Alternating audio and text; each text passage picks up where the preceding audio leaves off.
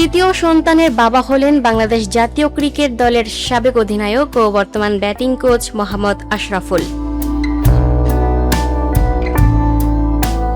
শুক্রবার 22 মে রাত 10:35 তার পরিবারে জন্ম নিয়েছে একটি পুত্র সন্তান।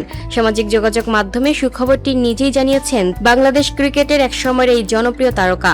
নবজাতক সন্তানকে আল্লাহর পক্ষ থেকে বিশেষ নিয়ামত ও রহমত উল্লেখ করে আশরাফুল লেখেন, আলহামদুলিল্লাহ, আজ রাত 10:35 মহান আল্লাহ তাআলা আমাদের পরিবারে আরেকটি পুত্র সন্তান দান করেছেন। প্রথমে একটি কন্যা সন্তান, তারপর একটি পুত্র সন্তান, আর আজ আবার একটি পুত্র সন্তানের বাবা হওয়ার সৌভাগ্য আল্লাহ আমাকে দিয়েছেন। তিনি আরো বলেন, আল্লাহর এই অগণিত নিয়ামতের জন্য আমি আল্লাহর কাছে অন্তরের গভীর থেকে শুকরিয়া আদায় করছি। সন্তান হলো আল্লাহর পক্ষ থেকে আমানত ও রহমত। আল্লাহ যেন আমাদের সকল সন্তানকে নেক, সুস্থ, দিনদার ও মানবিক মানুষ হিসেবে গড়ে ওঠার তৌফিক দান করেন। পোস্টের শেষ দিকে ভক্ত সমর্থকদের কাছে সন্তানদের জন্য দোয়ার আবেদনও জানান সাবেক এই অধিনায়ক। তিনি লেখেন, আপনাদের সকলের কাছে আমার সন্তানদের জন্য দোয়ার আবেদন রইল।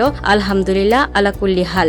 বাংলাদেশ ক্রিকেটের অন্যতম প্রতিভাবান ব্যাটার আশরাফুল 2001 সালে আন্তর্জাতিক ক্রিকেটে অভিষেকের পর দীর্ঘ সময় দেশে হয়ে খেলেছেন। 2001 থেকে 2013 সাল পর্যন্ত জাতীয় দলের হয়ে তিনি 61টি টেস্ট, 177টি ওয়ানডে এবং 23টি টি-20 ম্যাচে প্রতিনিধিত্ব করেন। 3 ফরম্যাট মিলিয়ে তার আন্তর্জাতিক রান 6655। বর্তমানে 41 বছর বয়সী সাবেক ক্রিকেটার বাংলাদেশ জাতীয় দলের ব্যাটিং কোচ হিসেবে দায়িত্ব পালন করছেন। ক্রিকেট মাঠের অভিজ্ঞতা এখন তরুণদের মাঝে ছড়িয়ে দিতেই কাজ করে যাচ্ছেন তিনি।